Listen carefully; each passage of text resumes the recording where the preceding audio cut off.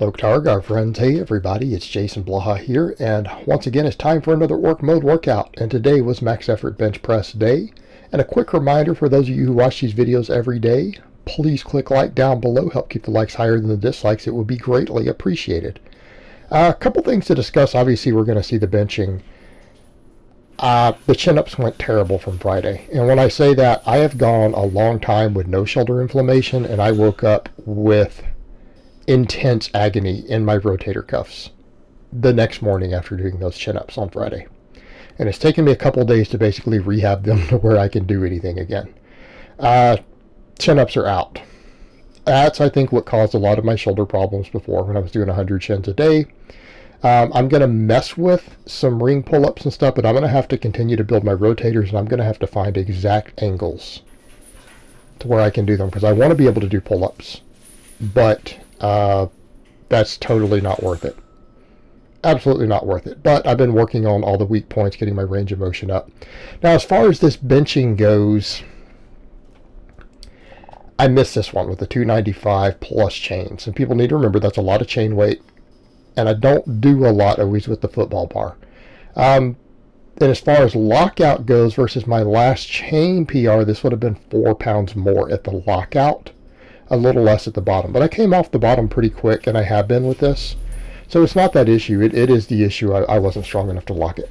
All right, we got up to there, started hitting all that chain weight, and then I struggled with the last bit. And you guys don't see me. Actually, people are like, "Why did you cut it off there? Didn't you lock it?" No. I had to actually slide over. I couldn't get it into the J hook on the right side, and it's all awkward, and I don't want to have all that nonsense on there.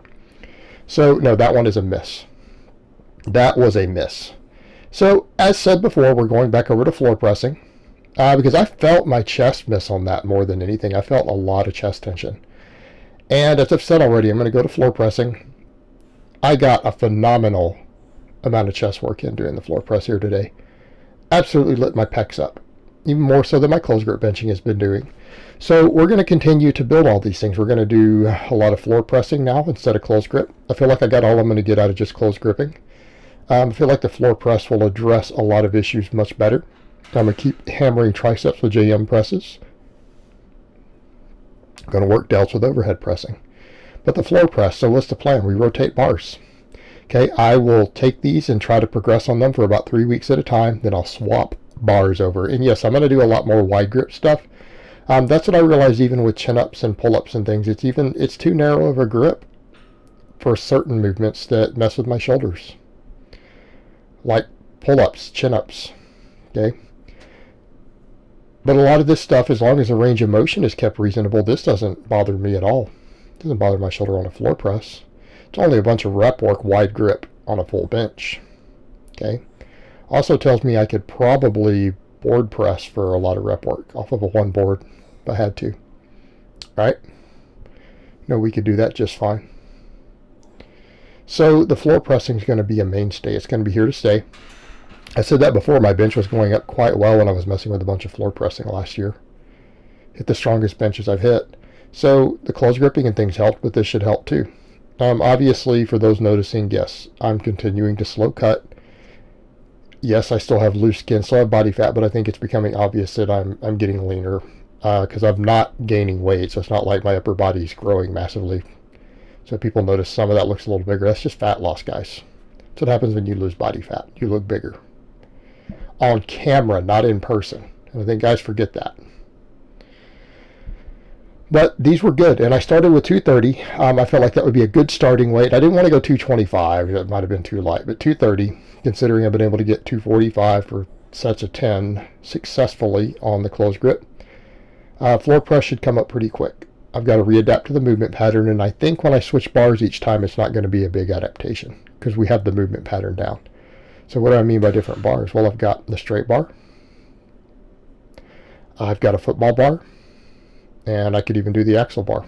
I like the axle bar on the floor press. I'll mess with it some. Then we did the standing press. Now, these, I wasn't as strong as I'd like to be. I thought, well, let me just pick a decent weight, try to get sets of 10. I couldn't get 10. I got like 9 and then 7 and 8 or something. But yes, I'm doing a wider grip. I feel like the wider grip feels a lot better to me. I feel like I'm maybe not as strong, but it feels good. I feel a lot more side delt working. And I don't use my lats as much, because that's one of the things with a lot of these movements too I have to be aware of, is the amount of internal rotation. The amount of internal rotation and stuff I get matters for my shoulders in the long term. But you know what? Those felt phenomenal. Yes, I'm going to have to build the strength up. Yes, the axle bar is harder. I thought I was going to get sets of 10 with this today, and I didn't. But I feel a little bit weaker on that wide grip. But that's not a good thing, meaning it's technically a slightly shorter range of motion. And I think for me, it's mainly because I can't use the lats to pop it out of the bottom the same way I can with that closer grip. Right? And it really hammers my triceps on the way up. I feel the medial head of my tricep a lot, which we know I need to continue to work on. That's a weak link for me in general. But they felt good. I'm going to do the same thing with this. I'm going to change bars every 3 weeks. Work on floor pressing, overhead pressing, and then tons of tricep work. For those curious, because people always ask me, are you doing band work on off days? I wasn't. I started again a few days ago. So what I'm going to do, because I'm only doing 3 sets of JM presses each upper body day to really, really get strong at it, I will do band work most of my days. High rep band press downs to keep my shoulders healthy, to keep the tricep volume there. Although I'm doing them in a way that focuses on the medial and long head, or the medial and lateral head. I'm not really worried about the long head. Right, I'm not worried about it. It's the lazy head. But these felt good, and they were kind of hard, but they felt good in my shoulders, and that's the main thing. My shoulders feel better after doing those than they did before. So that's a good sign. JM floor press was really challenging after having done 2 sets of presses, because I normally don't do a second press like that, right? I normally go to the JM presses right after my close grip. The extra failing reps on the overhead press, it made these feel harder. But it could be the fact that I'm on the floor also. Maybe it's more difficult. People would say, why are you doing it on the floor instead of the bench? Because it doesn't affect the range of motion, and I don't have to drag a bench back over. I don't have to drag a bench over, worry about safeties, because if I fail, I can just drop it on the floor. I'm using big plates. Right? So why not just do it on the floor? I'm already doing a bunch of floor work, and I'm doing overhead press after. It's not that big of a deal for me to just kind of keep the same setup. And because I'm about to always do my inverted rows after next, we might as well. It just makes the flow of my workout easier. Makes it flow smoother. But I was only able to get sets of 10 on these, and yes, they lit my triceps up. You know, some people will argue, well, I don't like the way you do your JM presses. Well, I really don't care, because it works. It's a big compound movement, and it's hitting the tricep extremely hard, right where I need the tricep to get stronger for my benching. Okay, you watched me miss a lockout earlier. What do you think the biggest muscle involved with missing that lockout against those chains was? That medial head of my tricep, and that's getting hit really hard with these. Okay, now I felt like front delts could be becoming a weak link based upon the last bench I missed the other day, right? That 2 board, that felt like a lot of possible front delt, which is why we're going to start overhead pressing again. And the floor press will help with that too. All right, when you get stuck pretty close off the chest. But yeah, and you guys noticed there, definitely losing some body fat. Definitely losing some body fat. And no, I'm not going to get ripped. Yeah, I'm going to lose probably, another 10 pounds of fat. But I'm not going to get ripped, guys.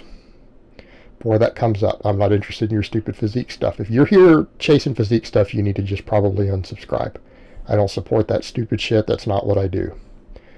If you want to be strong and fit, right, and well through the rest of your life, this is the channel for you. You want to be uninjured and be able to deadlift 600 pounds later. And this is where you want to come, because that's my shit. That's what I do. But getting leaner is good for health.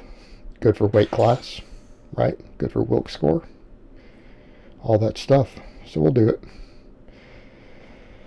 But these went good today. They were really challenging even with this weight.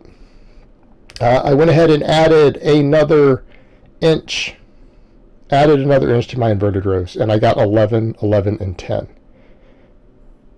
Now, the grip felt a little problematic on these. I almost wasn't sure if it was my back that gave out or if it was my grip giving out on the very last set. But, I'm doing so much grip work, and this is so hard on your grip. And, we kind of get over to that point of people like, well, what are you going to do for the pull-ups? Well, I'm going to have to mess with it. I mean, in an ideal world, I'd love to be able to do maybe the ring pull-ups with weights or chains or whatever on these upper body days, and then continue to do these axle bar inverted rows on my lower body days, right? Because this is going to hit more upper back, which might be better for deadlifting. This is a little better for my deadlifting, and we could argue that the pull-ups might be slightly better for just upper body in general, and maybe benching. It's a point of contention, but that's probably how I would space them. And then that way I don't have to worry about my grip being as fatigued going into a deadlift day. Because that could be an issue every now and then too, because I do these before I do a max deadlift the day before also. It might become problematic. But I'm going to keep focusing on more and more grip specialization anyways. We need the grip training. I'm doing a lot of weighted carries on my off days right now, by the way. People are asking, are you doing GPP work? Yes. I don't care about filming it anymore. I'm just not. I don't have time. I don't have the energy to film that stuff these days. You guys know I used to film GPP on 3 days a week, so when I say I'm doing it, I'm obviously not lying, because I've proven that stuff before. Okay. I have all the equipment. I'm obviously losing some body fat. So I just don't have time for it. And people who say, well, I think you are, I'm just going to ban you. I just don't give a shit. In fact, I'm probably just going to ban anyone for anything remotely critical not related to discussing how to deadlift. Right? I just don't have time for it. I'm spending way a lot of time coaching. I had a lot of new clients kind of come in with the influx, and people realized I had slots open. So I'm not even filming that many videos. The only reason we're getting them all up is because I'm filming training, because I have a ton in the queue. Like, I'm not even filming that many videos at the moment. I have way too many new clients to deal with. I just don't have time for shit. I'm busy getting people strong. And yes, people noticed I did discuss with Ian McCarthy. Yes, I will be coaching Ian McCarthy when he has a gym. Doesn't have gym access at the moment, so yes, I'll be coaching him. He needs it. I'm going to help him out.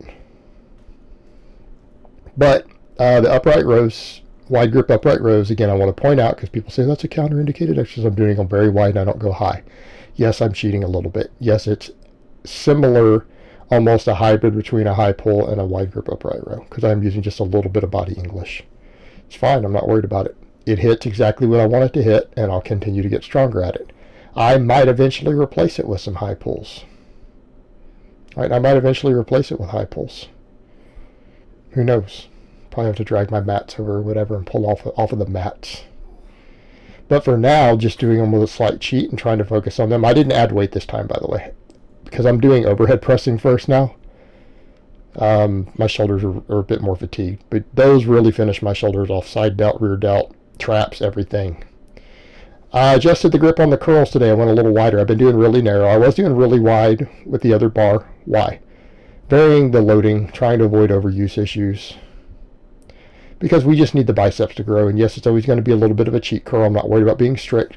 I went with the same weight though I used last time for the narrower grip, and I couldn't quite get 10 reps on my final set. I think I got like 10, 10, and then 8, which is fine.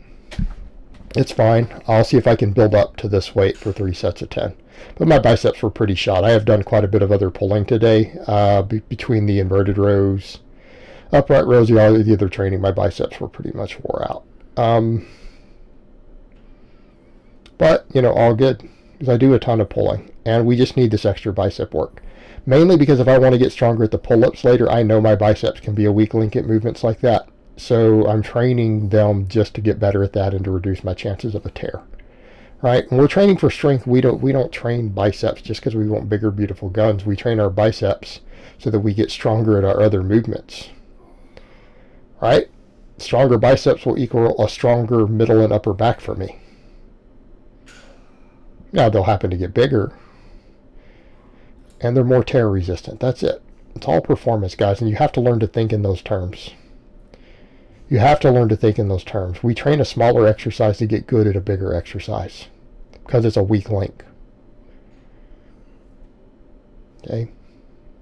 Curl because it's a weak link in my pull-up. And I need those to be strong so that I can maintain the proper shoulder position and everything, so I don't hurt my shoulders when I try to find a way to work them back in with the rings. But I'm going to find a way to make it work. I am going to make it work. It's just going to take some fine-tuning, continuing to train my rotators and everything, my infraspinous, rear delts and everything all the time, but I'm going to make it happen. We're going to keep the shoulders healthy, and we're going to be able to do them. So I hope it has been informative, and I will talk to you guys next time.